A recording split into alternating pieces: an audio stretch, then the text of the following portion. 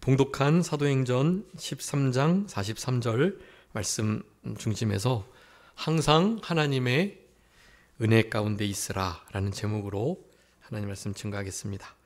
우리 43절에 있는 후반절에 있는 말씀을 그대로 인용한 제목인데요. 하나님께서 우리에게 명령하고 계시는 그런 말씀이라고 하겠습니다.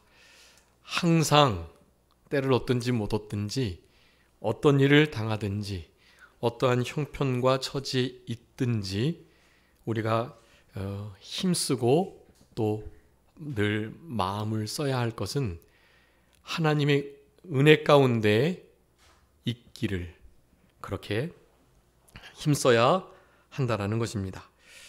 여기 하나님의 은혜 가운데 그저 있어라 라고 말씀하고 있는데요. 지금 이 시대는 지금 이 사도행전 13장의 이 시대는 그냥 그 은혜 가운데 있으라고 해서 그냥 있어질 수 있는 게 아닌 그런 시대입니다. 계속해서 여러 가지 기독교인으로서 살아갈 때 당하는 어려움과 고난이 많았고요.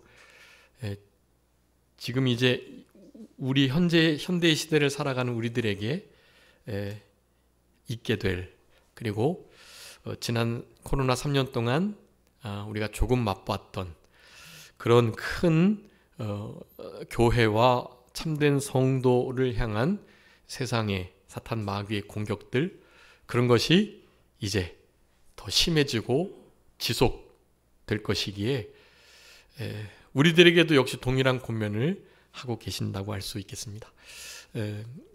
그 은혜에 있어라 라고 명령했지만 그냥 있는다고 되는 건 아니고 있기를 힘써야 한다라는 거예요. 우리의 마음과 뜻과 힘과 지혜와 정성과 목숨을 다 바쳐가지고 하나님의 그 은혜 가운데 거하는 그 일을 정말로 힘써야 하는 것입니다. 카톡에다가 오늘 이렇게 제가 그 두 사진을 올렸는데요. 거기 이제 영어를 다 잘 해석하셨을 줄 알아요. 시작도 하나님의 은혜로부터 그리고 모든 과정도 그분과 함께 그분과 그렇게 동행하며 그 은혜와 함께요.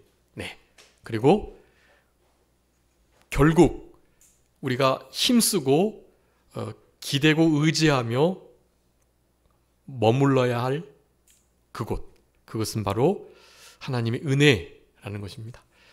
은혜로부터 시작돼서 은혜로 인하여 동행하며 은혜에 머무는 일 이것이 여러분 이제 이 마지막 세대를 우리가 살아가며 실제로 힘써야 할 너무나 중차대한 일이다 라고 할 수가 있겠습니다. 여러분 그래서 이 말씀은 우리 사도 바울이 이제 비시니아 안디옥 또 이렇게 사도 바울의 이 첫 번째 전도 여행이 시작되는 바로 그리고 오늘 이 본문은 13장의 말씀은 우리 사도 바울이 처음 제대로 된 설교의 말씀을 한 부분이라고 하겠습니다. 이 12장까지요. 이제 모교회된 예루살렘이 세워지고 그리고 예루살렘으로부터 파송된 귀한 하나님의 사람들이 거기에는 당연히 사도 바울도 포함되어 있죠.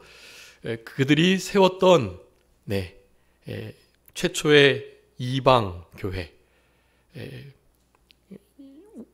우리에게 지금 산정교회가 함께 지어져가는 성전이 됐듯 그때 당시에도 유대교도들 중에 개종한 이스라엘 백성들과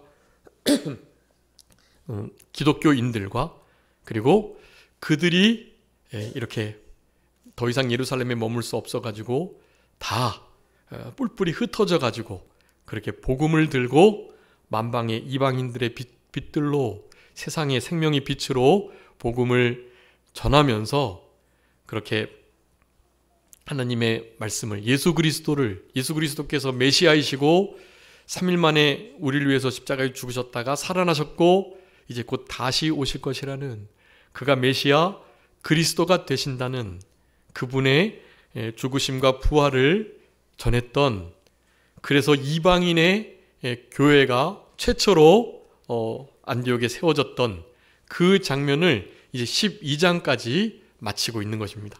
이제 13장부터는 그러니까 바울행전이라고 일컬어질 수 있는 사도 바울의 본격적인 성령의 도우심과 능력으로 충만하심으로 말미암는 그런 역사들이 뒤에 28장까지 기록이 되고 있는 것입니다. 바로 그때에 오늘 처음 설교를 하며 우리 사도 바울이 강력하게 요청하고 있는, 요구하고 있는 명령입니다. 하나님의 명령이고요. 지금 이 시대를 살아가는 우리들에게도 동일하게 하시는 명령이다라고 할 수가 있겠습니다. 그 명령은 무엇이라고요? 항상 하나님의 은혜 가운데 있어라 라는 것이에요. 항상 하나님의 은혜 가운데 있기를, 그곳에 머물러 있고 그분을 전적으로 신뢰하고 의존하는 일을 힘쓰라고 명령을 하고 계시니까요. 여러분, 오늘 본문의 말씀을 통해서 어떻게 하면 그리할 수 있는지, 항상 하나님의 은혜 가운데 있는 자들은 어떤 삶의 태도를 보이고 있는지를 여러분 13장의 말씀을 통해서 그렇게 살펴보도록 하겠습니다. 오늘은 13장 43절 한 절만 읽었지만 이 13장이 좀 길어요. 근데 그 전체를 다 어우르면서 말씀을 전해야 하니까요. 특별히 주보를 잘 참조해 주시기를 바랍니다. 우리 어저께 아마 맥체인 성경 사도행전 읽으셨죠. 저도 이제 다른 말씀을 화요일, 수요일 이렇게 준비하고 있다가 어저께 이제 산에 가서 맥체인 성경 새벽에 이렇게 말씀을 묵상하다가 하나님께서 이 말씀을 감동 주셔서 이렇게 전하게 되었습니다. 지금 이 시대는 무엇보다도 사실 영적 전투가 치열하게 진행되고 있는 때인데요. 여러분, 그럴수록이 항상 하나님의 은혜 가운데 계셔야 합니다. 그 은혜 가운데 거함, 그것이 우리의 원동력인 거예요. 우리 싸움의 원동력. 우리가 강해지는 너무나 중차대한 비결인 것입니다. 예수 그리스도 안에 있는 은혜 속에 강하고 그랬잖아요. 우리 사도 바울이 젊은 목회자 디모데에게 그렇게 명령을 하고 계신 거예요. 은혜 속에 강해져야 된다. 그 은혜는 예수 그리스도 안에 있는 것이다 라고 말씀하면서 하나님의 능력, 하나님의 지혜, 하나님의 은혜가 되는 예수 그리스도 안에 거하는 것, 그것이 하나님의 은혜 가운데 거하는 것이라고 결론 지어질 수 있겠고요. 그 주보 이제 적어두었는데요. 결국 그래서 드리고 싶은 말씀은 항상 하나님의 은혜 가운데 거하는 자들은 오늘 사도행전 13장의 마지막에 나와 있는 것처럼 그 제자들이 무엇의 상태에 있다고 말씀하고 있습니까? 제자들이 어떻게 하고 있다고요? 기쁨과 성령 충만함 가운데 있었다라는 거예요. 그 전에 선동돼서 지금 그 지역 쫓겨나게 됐거든요. 바울과 바나바가 그 지역에서 쫓겨나게 된 거예요.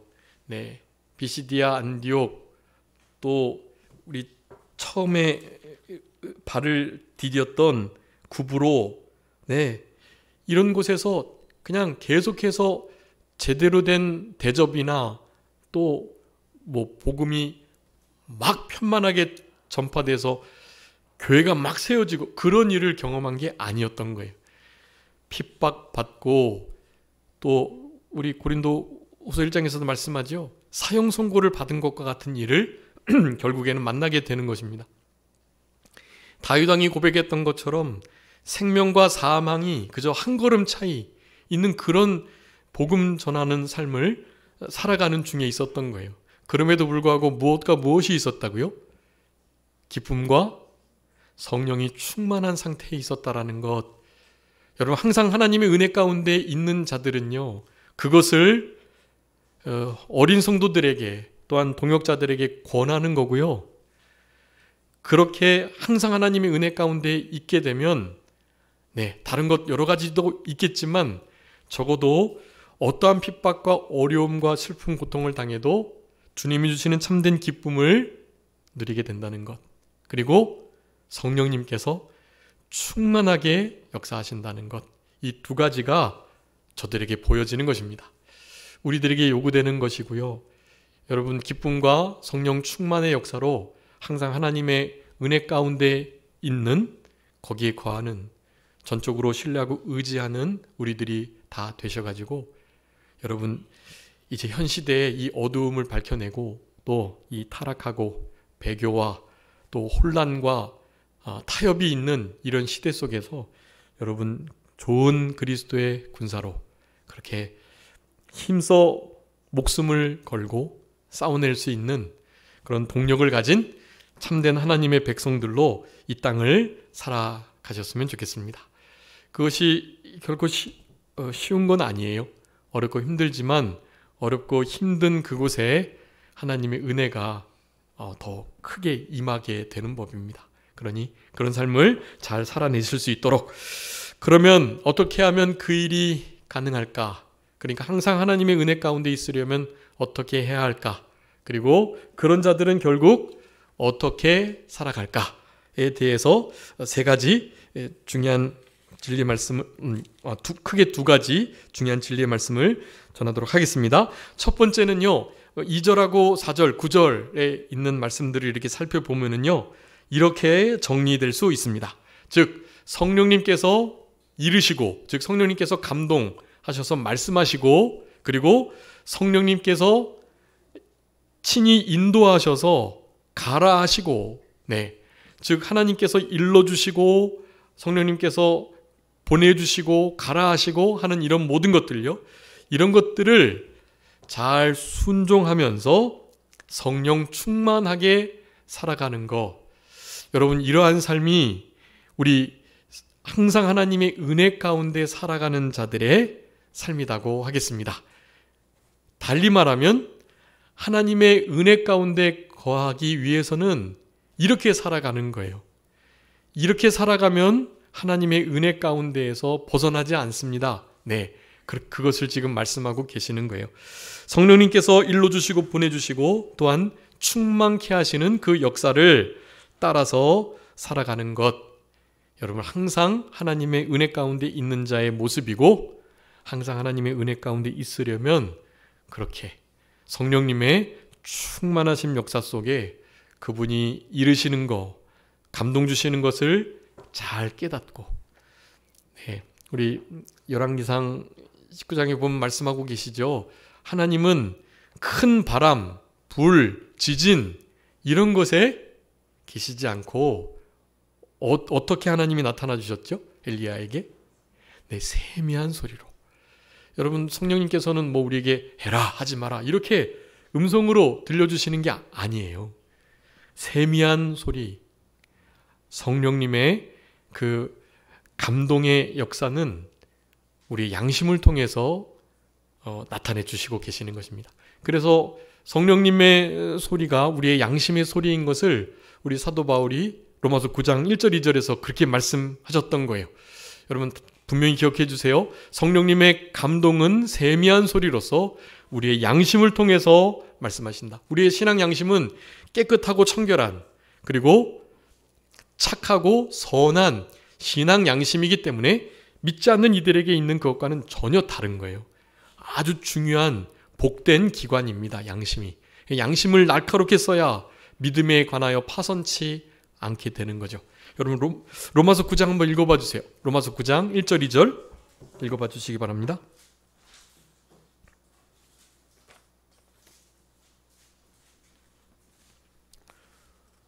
로마서 9장 1절 2절.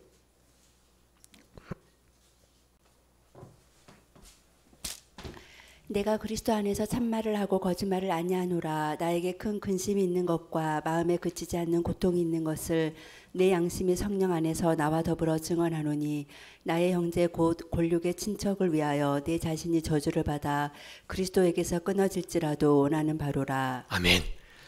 네, 여기 성령님께서 어디 안에서요? 내 양심 안에서, 성령님께서 양심을 통하여 말씀하신다고 하는 거예요. 내 양심이 성령 안에서, 내 양심이 성령 안에서 증언하신다. 결국에는 성령님이 우리에게 세미한 소리, 그 음성을 들려주시는 기관은 바로 우리의 신앙 양심이라는 것입니다. 그러니까 신앙 양심을 날카롭게 써야 하는 거예요. 우리 교단의 창시자이신 김현복 목사님께서 그래서 그거를 그토록 강조하신 거예요. 신앙 양심을 어떻게 해라? 날카롭게 써라. 날카롭게 써라. 자동차 키를 가지고 있고 자동차가 있는데 그 자동차 키를 써서 운전을 하지 않는 거예요. 자동차가 운전되지 못하고 자동차의 유익을 보지 못하는 건 왜 그렇다고요? 키를 쓰지 않아서 그래요. 그 키를 써서 자동차를 움직이게 해야 되는데 그러지 않은 거예요. 하나님께서 우리 안에 너무나 복된 하나님의 선하신, 온전하신, 기뻐하신 뜻을 명확하게 알 수 있는 그 도구, 기관을 주셨단 말이에요. 우리의 신앙 양심, 그래서 이 신앙 양심을 날카롭게 쓰셔야 합니다. 여러분, 그래서 무슨 일을 하실 때, 어떤 생각을 하실 때 만에 하나 이렇게 이것은 좀 아닌가 하는 생각이, 흔히 말하는 거리끼는 것이 있으면요, 일단은 보류하셔야 하는 거예요. 네. 하나님께서는 우리의 마음에 하나님의 평강을 예수 그리스도 안에서 허락하여 주시고 우리의 마음과 생각을 지켜주신다 그랬어요. 네. 빌립보서 4장에 하신 말씀입니다. 빌립보서 4장 6절 7절. 우리 안에 하나님은 그 평강을 통해서 일하신단 말이에요. 우리의 마음과 생각을 그렇게 지켜주세요. 즉 우리 양심에 거리낌이 없고 왠지 상황은 그렇지 않은데 평안하고 또 온전하고 그런 마음이 든다라는 것은 하나님이 뜻일 가능성이 많아요. 그러니까 반대일 경우, 즉 뭔가 좀 이렇게 걸림이 있고 이것은 아닌가 하는 생각이 든다면 그거는 일단은 하시면 안 되는 일이에요. 그 일은 양심에 거리끼는 것보다 훨씬 더 민감하신 성령님과 하나님이 우리 가운데 계신데, 양심의 거리낌이 있은 상태에서 어떻게 양심보다 크신 우리 하나님 앞에 설 수가 있겠어요? 못 서는 거예요. 적어도 양심에 온전해야 하나님 앞에 그래도 조금 자신감을 가지고, 물론 그 자신감이 당연히 공로가 자격이 되는 건 아닙니다. 그렇지만 양심의 거리낌이 없도록 살아가는 일을 힘쓸 때 하나님께서 요한일서에서 하신 말씀이에요.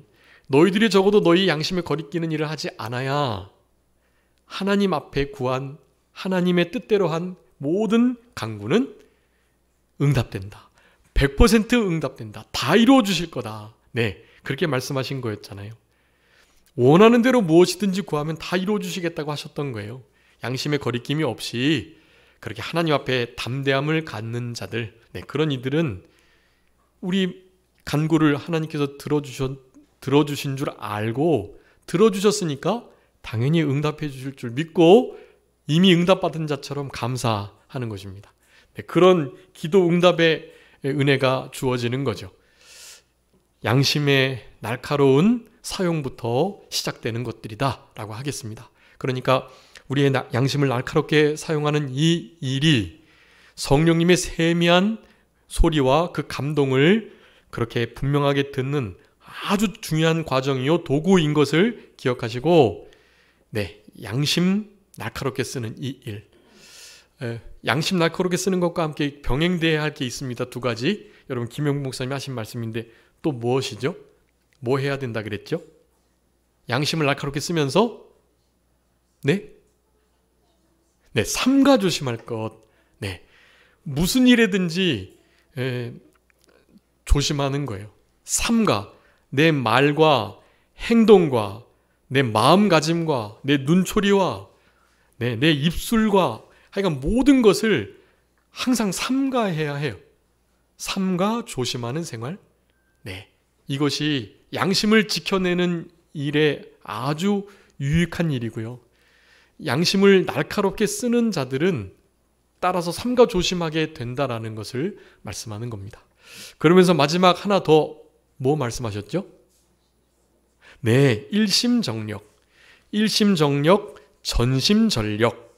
네, 일심정력, 전심전력, 이것을 하는 거예요.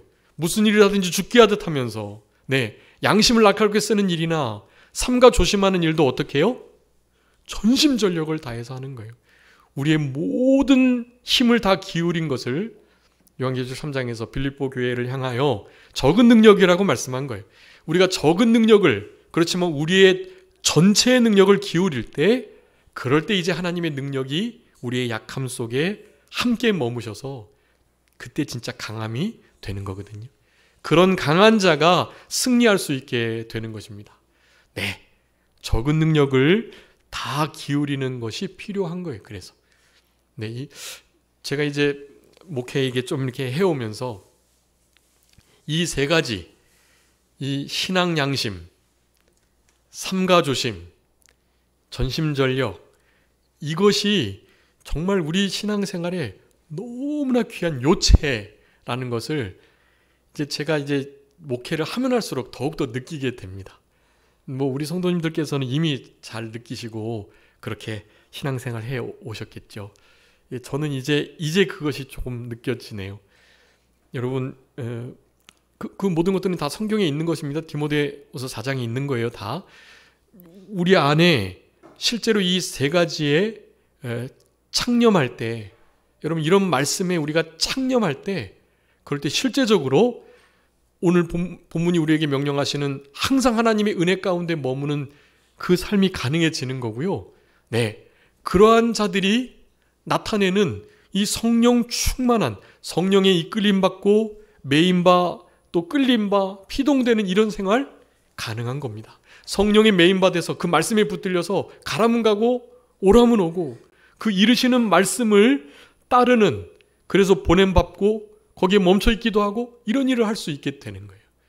여러분, 이것은 비단 이제 마지막 때를 살아가는 우리들에게 뿐만 아니라 사실 신앙생활을 처음 하는 이들에게도 이와 같은 신앙의 수준이 사실은 기본이 되어야 되는 겁니다. 근데 이게 우리가 기준을 우리가 너무 이것을 높이 보고 신앙생활 좀 어느 정도 하다가 어느 정도 좀 성숙해야 그때서야 이제 진짜 성령 충만케 되고 좀 성령님께 이끌림 받고 그러는 거지, 뭐 그게 다 되겠나 이런 생각을 한단 말이죠. 여러분, 근데 그렇지 않습니다.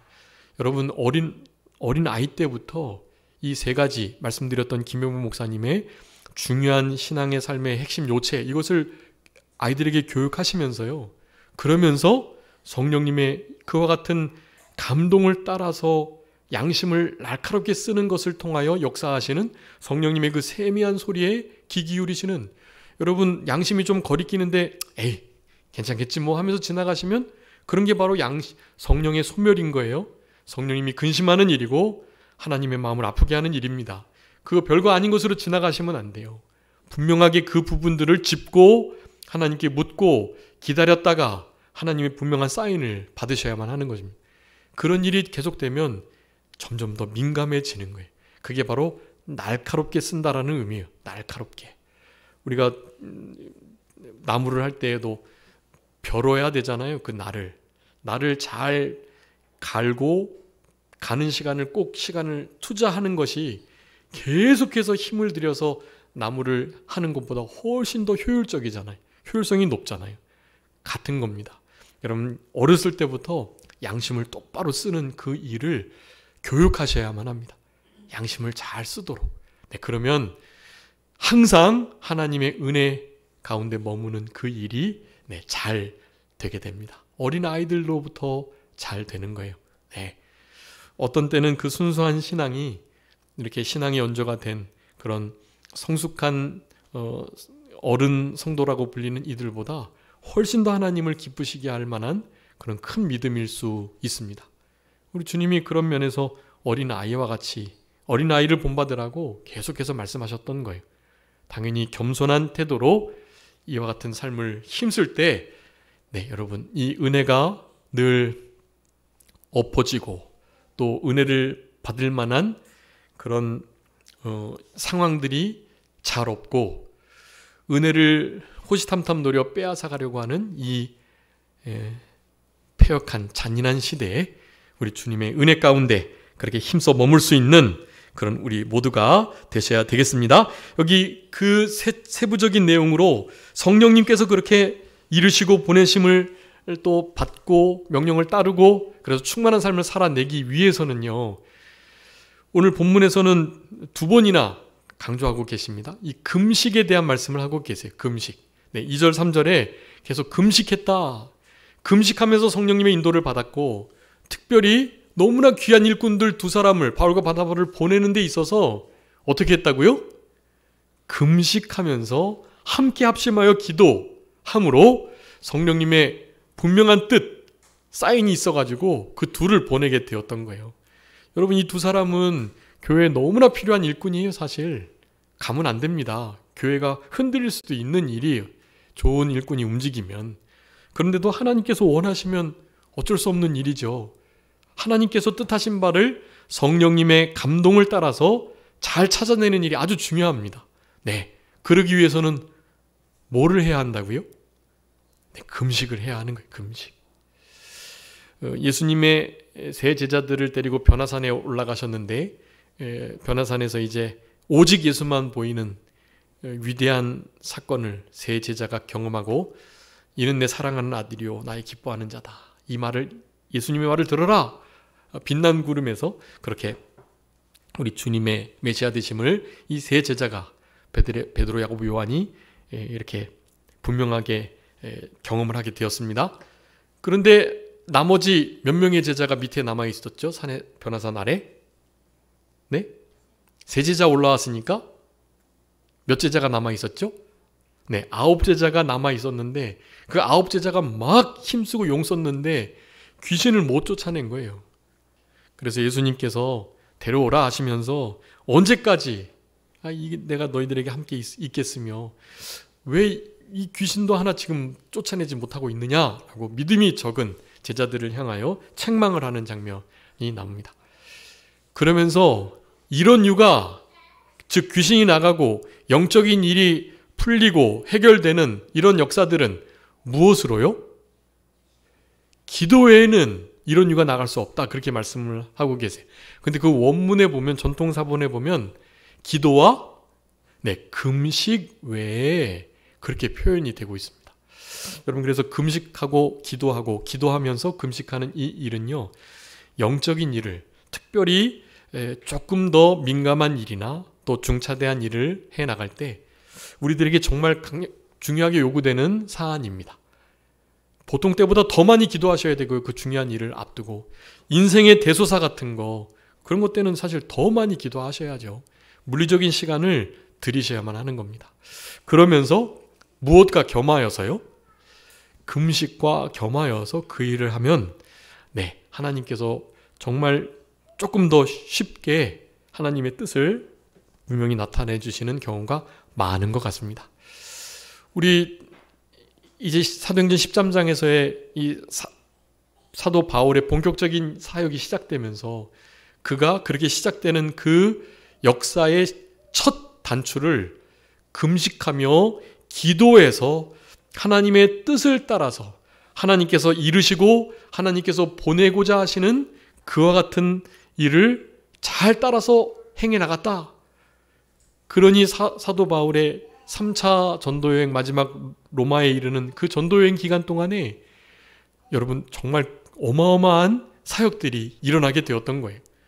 그 사역을 바탕으로 우리 사도 바울은 신약의 절반 이상을 쓰는 정말 귀한 직책을 맡게 되었던 것입니다.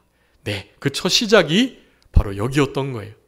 금식하며 기도하면서 성령님의 이르시는, 보내시는, 또한 충만케 하시는 역사를 따라서 생활했기에 항상 하나님의 은혜 가운데 있을 수 있었고 성령 충만의 역사를 놓치지 않고 살아갈 수 있었다라는 것입니다. 여러분, 금식하며 기도하면서 여러분 순종할 때 성령 충만의 역사가 있습니다. 주보에 기록이 되었습니다. 우리 사도행전 5장 32절 같이 읽어보겠습니다. 중요한 말씀입니다. 다 같이 읽겠습니다.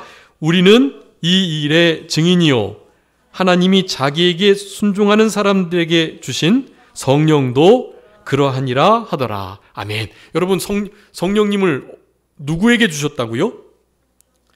자기에게, 하나님께서 자기에게 순종하는 자들에게 주셨다 그러는 거예요. 여러분, 성령 충만은요, 뭐 어디 높은 산에 올라가서 나무 뿌리 뽑고 뭐 그렇게 해서 되는 것이 아니에요. 여러분, 그렇게 해서는 감정적인 하나님 앞에 열심을 나타낼 수 있는 그런 과정일 수는 있죠. 그런 과정을 통해서 산에서 내려와서 뭐 해야 될까요? 순종해야죠. 말씀을 순종하셔야죠. 산에서 시간을 들인 시간만큼 성경을 읽어가시면서 그 성경을 바탕으로 그 말씀을 준행하는 삶을 살아내셔야, 그래야 성령님을 부어주시는 거예요. 산에 올라가서 불 받는 것이 성령을 충만케 받는 것이 아닌 것입니다. 우리 안에 계신 성령님을 소멸하지 않는 것, 그 자체가 충만이에요. 네. 왜냐하면 성령님은 우리 하나님은 온 땅 가운데 충만하신 분으로서 우리 안에서도 어떻게 계실까요? 충만히 계시는 거예요. 근데 그 충만을 우리가 막고 있을 뿐이죠.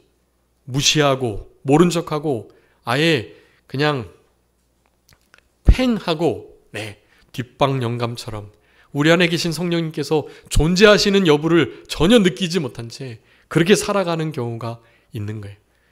그것이 바로 성령의 소멸이요, 성령을 근심케, 그 마음을 아프게 하는 일이라고 할 수 있겠습니다.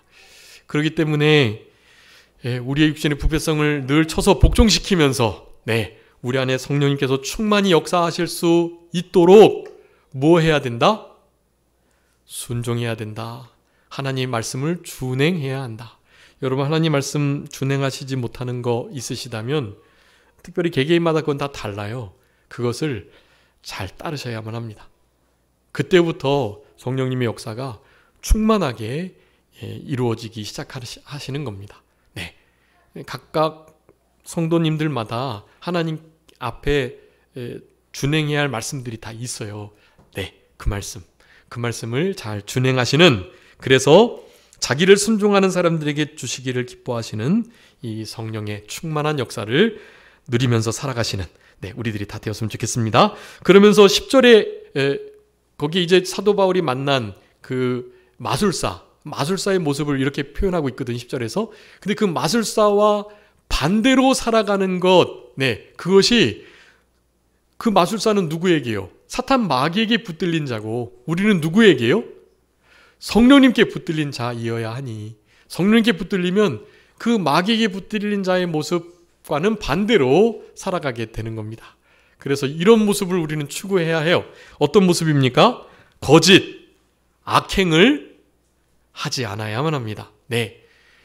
여러분, 이 시대는 거짓의 시대입니다. 거짓의 시대예요. 지금 거짓이 진짜인 것처럼 그렇게 뉴스에서 방영되고 있어요. 여러분, 뉴스에서 하는 그 선전과 선동에 넘어가시면 안 됩니다. 그 주보 아래쪽에다가 선동, 선전에 대해서 말씀드렸어요. 여러분, 이것은 공산 사회주의자들이 칼 막스가 썼던 방법들이에요.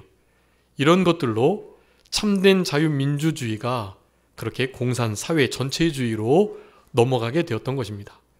그것이 완전히 무너졌는데도 불구하고 사실 독버섯처럼 계속해서 자생하고 있었어요. 아닌 척하면서. 근데 그것이 이제 표면으로 드러나기 시작했습니다, 여러분.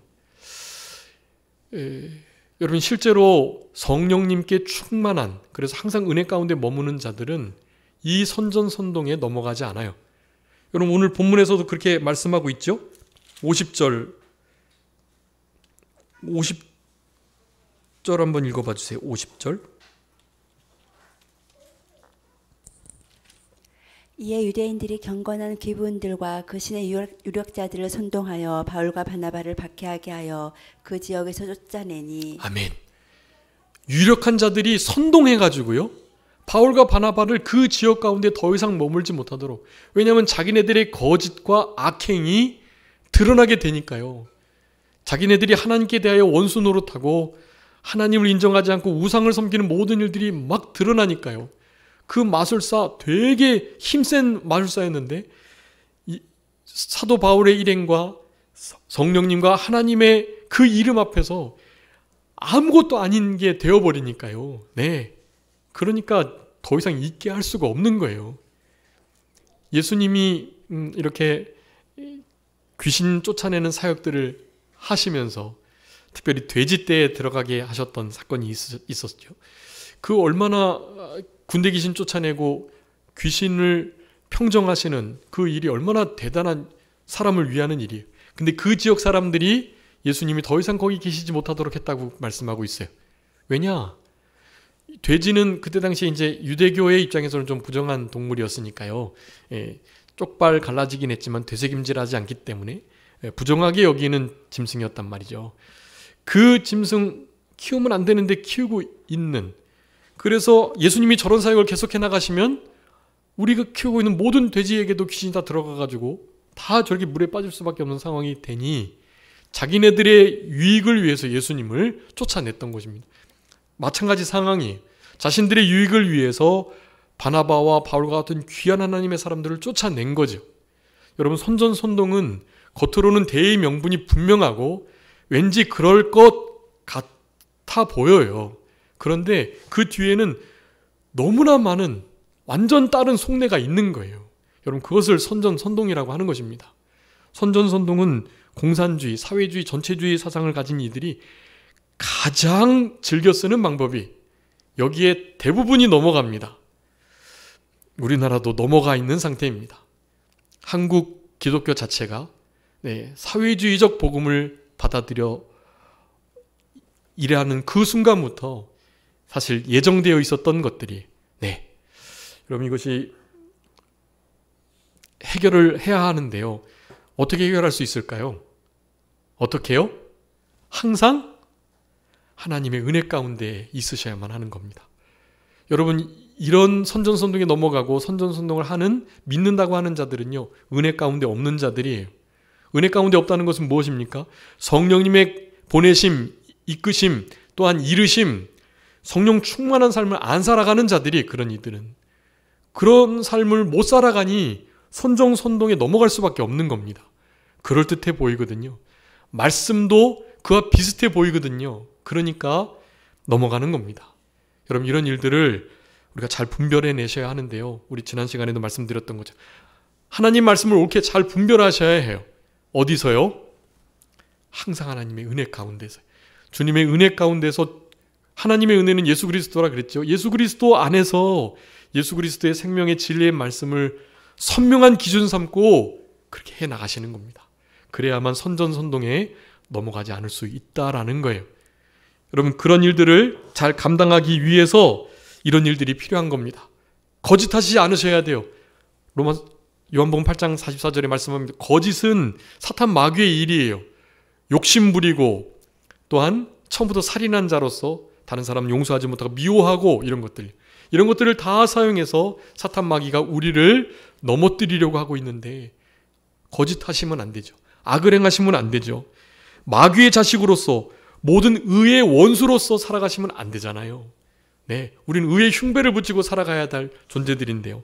주의 바른 길을 굽게 하는 자, 우상을 섬기는 하나님의 말씀을 떠난 자들의 삶의 모습입니다. 성령 충만하지 않고 은혜 가운데 머물지 않는 자들의 모습이, 마술사의 모습을 그렇게 묘사하고 있지만 사실 우리들도 예수 그리스도 온전히 붙들고 성령 충만해서 하나님의 생명의 말씀에 붙들려 살지 않으면, 여러분, 우리의 영은요 꼭 성령에게 붙들리든지 아니면 사탄 마귀에게 붙들리든지 그렇게 붙들리게 돼 있어요. 우리의 하나님이 그렇게 우리를 디자인해 놓으셨어요. 우리의 이 중생한 영이 성령님과 연합돼서 하나님의 말씀에 의해서 사용될 때는 하나님이 우리의 중생한 영과 우리의 모든 마음과 기관을 복되게 의롭게 사용하시는 거예요. 그렇지 않게 된다면 단순히 성령 충만하지 않은 것이 문제가 아니라, 성령 충만하지 않다라는 것은 어떻게 해요? 마귀 충만인 거예요. 여러분, 이것을 분명히 하셔야 돼요. 성령 충만, 약간 성령 충만 좀 못할 뿐이다 라고 생각하시면 안 돼요. 성령 충만하지 못한 그 부분만큼 뭐가요? 사탄 마귀가 역사하는 거예요. 거기에 그렇게 충만케 되어 있어요. 그렇기 때문에 결코 그런 꼬임에 넘어가지 않도록 여기 1번에 2번 빨간색 이와 같은 자로는 절대로 살아가면 안 됩니다. 그러면서 우리 사도 바울이 이제 우리 처음 순교했던 스데반 목사님도 그랬지만 스데반 집사님도 그랬지만 모든 구약의 말씀들을 막 통찰력 있게 쫙 이어가는 그런 설교를 하세요. 우리 사도 바울도 그 말씀을 끌어서 이렇게 말씀을 하는 겁니다. 그 중에 우리 다윗 왕의 얘기를 하는 거예요. 다윗이 하나님의 마음에 합한 자였다라는 그 진리를 끌어다가 하나님 마음에 합하도록 살아가라고 말씀하는 거예요. 의의 원수로, 마귀의 자식으로, 모든 의의 대적자로 그렇게 살아가는 것이 아니고 주의 길을 굳게 하는 자로가 아닌 어떻게 해요? 다윗과 같은 마음을 가지고. 여러분, 다윗은 어떤 신앙이었습니까? 이 시간이 없는데 열왕기상 3장 6절 좀 기록해 주세요. 거기 솔로몬이 다윗 왕 아버지의 신앙을 그렇게 고백합니다. 우리 아버지는 성실과 공의와 정직한 마음으로 주 앞에서 주와 함께 5가지예요. 여러분, 이게 우리 다윗의 위대한 신앙입니다. 아들 솔로몬이 인정한, 아들이 인정하는 부모님, 아버지는 최고죠. 저도 아들이 둘이 있는데 전혀 인정을 못 받고 있는 상태인데요. 아버지를 인정하는 아들이 있다면 그 아버지는 괜찮은 아버지예요, 사실. 솔로몬이 그렇게 아버지를 인정했습니다. 열왕기상 3장 6절에 뭐라고요? 우리 아버지는 성실과 공의와 정직한 마음으로 누구와 함께? 주와 함께, 그리고 주 앞에서 이렇게 살아갔던 우리 다윗. 이런 다윗을 하나님이 마음에 맞아하지 않으실 수가 없죠. 그런 다윗의 신앙으로 이 땅을 살아내는 것, 그것이 성령 충만의 비결이기도 하고 하나님의 은혜 가운데 머무는 너무나 위대한 비결이라고 할 수 있겠습니다. 구원의 말씀을 기뻐하며 살아가는 건데요, 말씀을 성취하는 자로 그렇게 또 하나님께서 예수님을 일으키시고 살리시고 썩음을 당치 않게 하시고, 그래서 그 주님을 힘입어서 죄사함을 얻고 그분을 믿어 의롭다 하심을 얻는 이 구원의 진리를 우리가 먼저 분명히 알고 전하는 삶을 살아가는 거. 여러분, 이러한 삶이 바탕이 될 때, 그럴 때 하나님의 은혜 가운데 살아가는 존재들이 된다라고 할 수 있겠습니다. 당연히 구원의 말씀 버리지 않고 영생 얻기에 합당한 자로 살아가야 되겠죠. 여러분, 예레미야 16장 11절에는 하나님을 버리는 것은 하나님 말씀을 버리는 거라고 말씀해요. 그러니까 하나님을 우리가 어떻게 버리겠어요? 하나님의 그분의 말씀을 버리는 자가 되는 거예요. 그러면 하나님을 버린 게 되는 거거든요. 여기 하나님의 말씀을, 구원의 말씀을 버린다라는 것은 구원의 하나님을 버리는 것과 다르지 않아요. 그러니 구원에 감사 감격하며 그렇게 남은 때를 살아가는 일이 항상 하나님의 은혜 가운데 머무는 중요한 방편이다라고 할 수가 있겠습니다. 마지막으로 이방의 빛, 선동당하지 않고 박해를 각오하면서 기뻐하는 삶을 살아내야, 그래야 항상 하나님의 은혜 가운데 머물 수 있다. 여러분, 이 모든 것들은 이제 결국 그 52절의 그 말씀요, 우리 마지막 절, 제자들이 기쁨과 성령 충만하여 생활했다라는 것으로 항상 하나님의 은혜 가운데 머무는 모습을 그렇게 묘사하고 있습니다. 우리 로마서 14장 17절 18절 말씀 읽고 말씀을 마치겠습니다. 그 주보에 써뒀죠. 로마서 14장 17절 18절.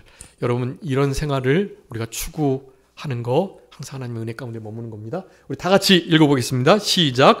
하나님의 나라는 먹는 것과 마시는 것이 아니요 오직 성령 안에 있는 의와 평강과 희락이라.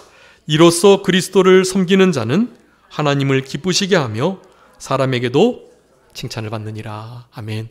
여러분, 이러한 삶 뭡니까? 하나님의 나라를 이루는 삶. 하나님의 나라는 어디예요? 성령 안에 있는, 성령으로 성령 안에 있는 의와 평강과 희락이다.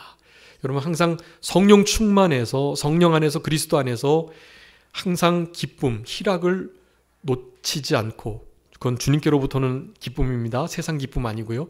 그런 기쁨을 가지고 그리스도를 섬겨나가는 그런 우리들의 신앙이 될 때 하나님도 사람에게도 기뻐하심을 받고 칭찬을 받고 인정을 받는 우리들이 된다라고 할 수가 있겠습니다. 아무쪼록 이번 한 주간 항상 하나님의 은혜 가운데 거하시기를 힘쓰시는 우리 모두가 되었으면 좋겠습니다. 기도하겠습니다. 살아계신 우리 아버지 하나님, 은혜와 사랑을 진심으로 감사합니다.